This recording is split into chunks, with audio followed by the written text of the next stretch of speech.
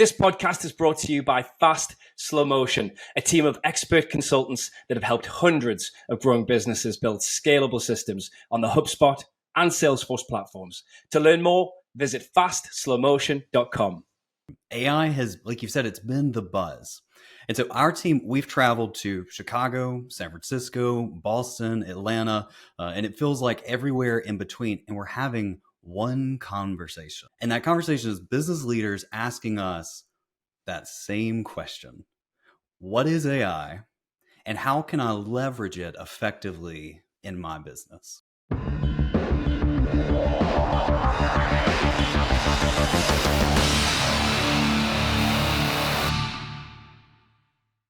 Welcome to the Fast Slow Motion podcast, where we teach you how to build a business you love while enjoying your life.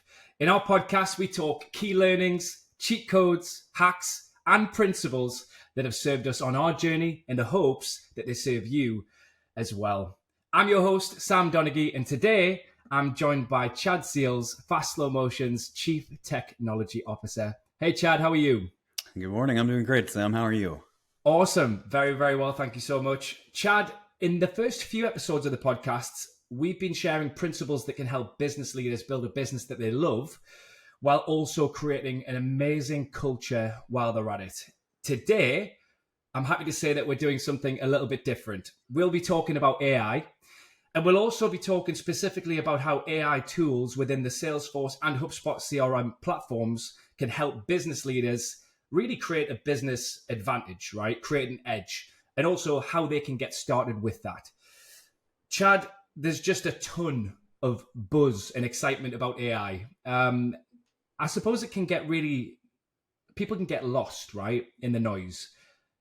Can we start with the question, what even is AI? Yeah, Sam, that's a great question.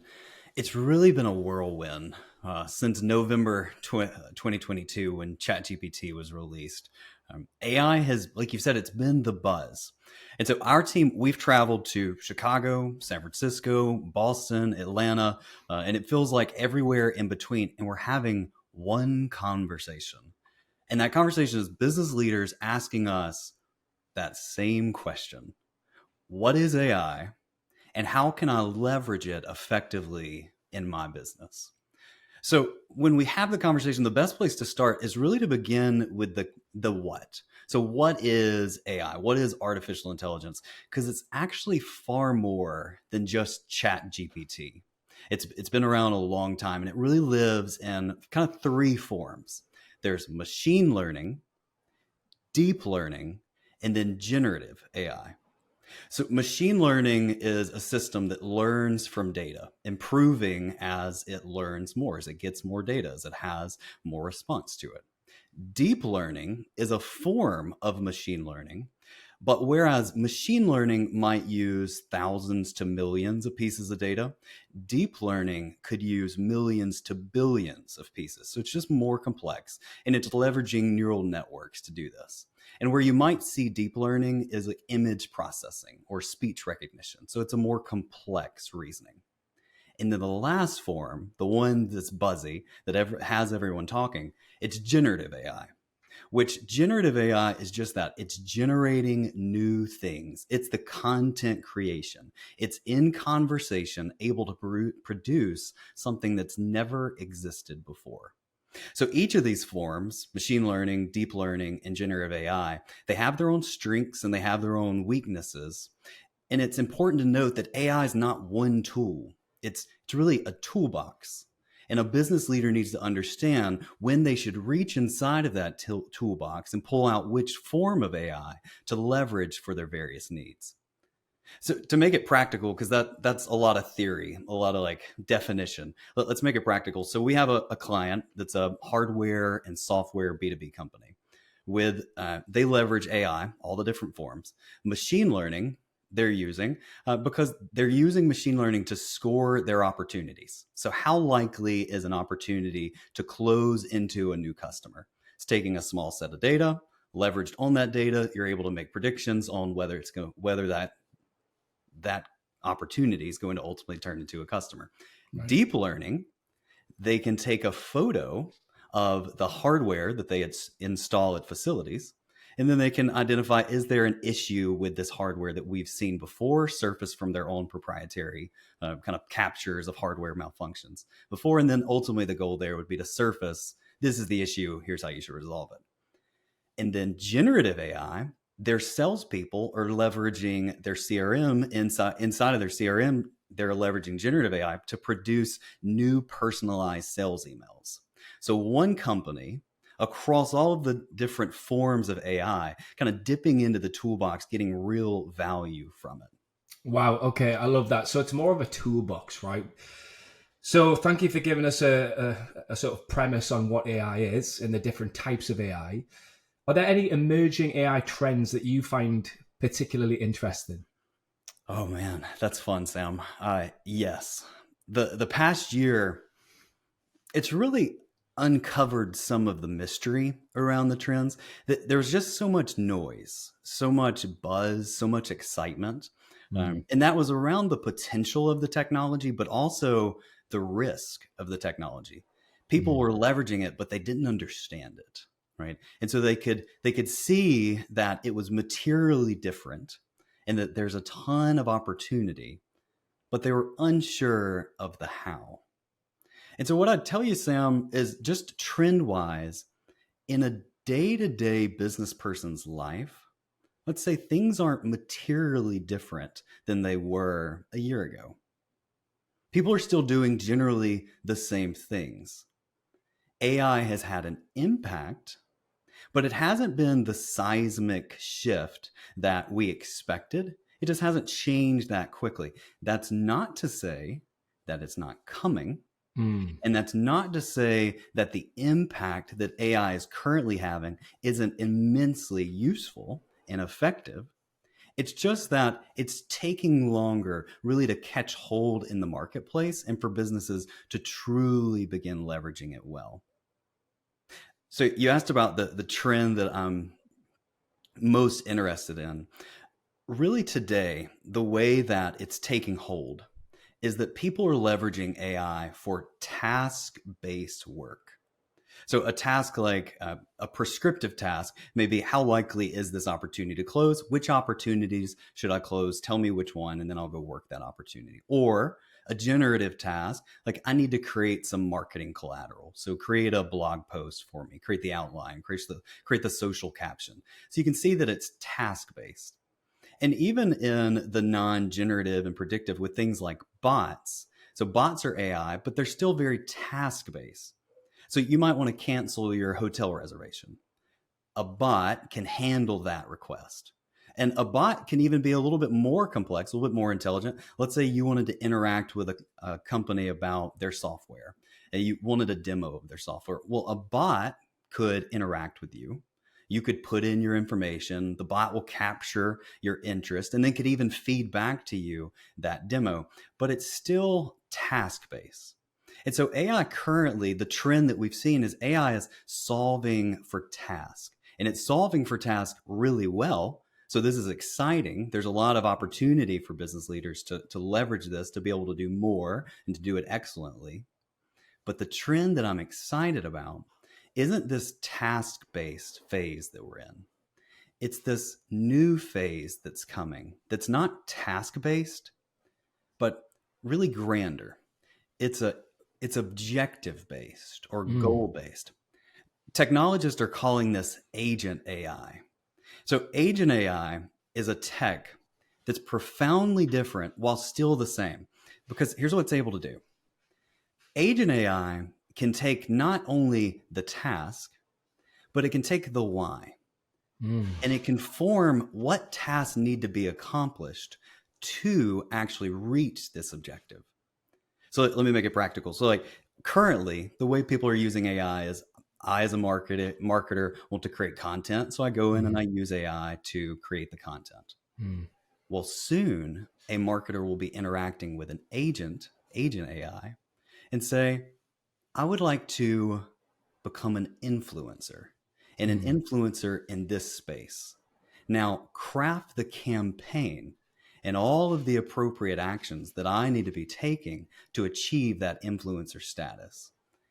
And the agent would be intelligent enough to understand the dependencies upon the task and to state these are tasks that are best for the human, and these are the tasks that are best for the agent, and then go and actually work in tandem with the human on that technology, on that initiative.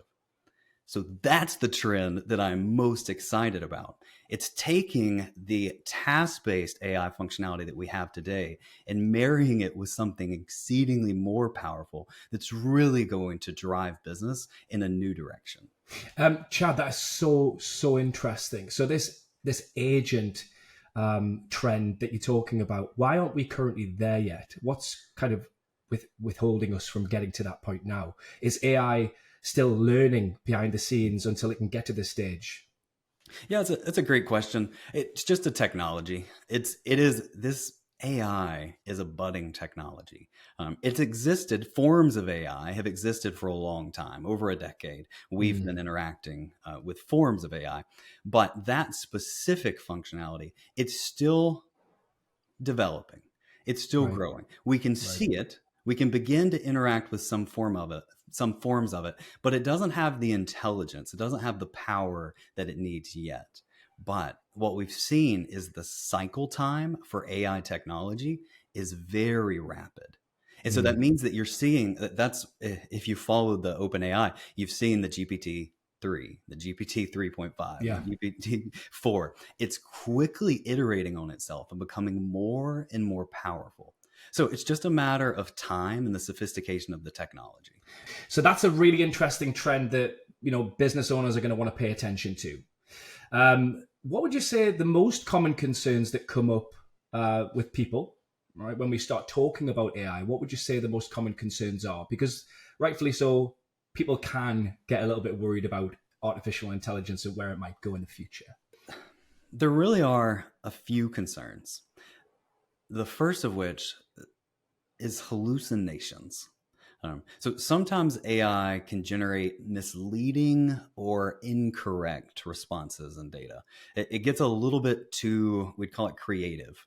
Um, it's funny, generative AI is a lot like a really good salesperson. They're extremely confident, but loose on the facts. Like a real world example, I read an article in CNET that they were having to issue a bunch of corrections on a couple articles that they had used, that they had written the outline of the article with GPT, and they had to go back and write corrections because a substantial amount of the article just was fallacy. It wasn't true. Wow. And so a generative AI tool can lie to you. And so it's important to understand that a generative AI can hallucinate and ensure that you have a human in the loop who's fact checking the technology. And then the second one, other than just hallucination, is really the data security. So with AI, when leveraging whether it be machine learning or deep learning or generative, it's what is this technology doing with my data? So who has access, if we're talking about machine learning, it's who has access to the data that I'm putting into the system? Who's consuming it? And then what purposes do they have outside of just giving me back a prediction? And when you talk about generative, it's everything that I feed in to that conversation. What level of access do they have to the conversation? Are they storing it? Are they providing it? Are they storing it and using it to train their systems? So if I'm having a conversation with generative AI about, let's say, a proprietary process that we have at FSM to help our clients, well, is the technology going to store that prompt and that conversation and then learn on that prompt and conversation for the next person? And so it might have our proprietary process or our proprietary data inside of their model. So understanding the data security implications with AI is really important. And just to make it practical, here at FSM, we've laid out a really simple policy for our team. We take data security and privacy very seriously. And so we have just told our employees that no one at Fast Slow Motion can use their FSM email accounts to log into one of these GPT systems. Additionally, employees can't supply or upload customer information that's not publicly available into any of those tools. and we provide to our employees, the ones that make sense, we provide them access to the tools that we have vetted on from their request. So our policy is, don't take our data, don't take our IP and put it out into a system that we don't trust. Let us vet and ensure that we trust it as an organization, and then we put it behind a paid subscription to ensure that our employees aren't compromising themselves or our customers or our company. Okay, great. So it's crucial that you take steps to safeguard your business when utilizing these tools. Chad, you mentioned earlier about CRM platforms and how they're incorporating AI into some of their platforms as well today. And I think that's really going to give businesses incredible advantages in the marketplace.